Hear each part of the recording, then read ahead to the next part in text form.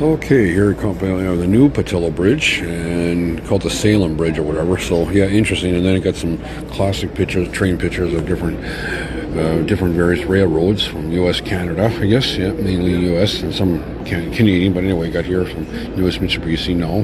BNSF station used to be back then the passenger station anyway, and the Great Northern used to deliver passengers and stuff like that, etc. Anyway.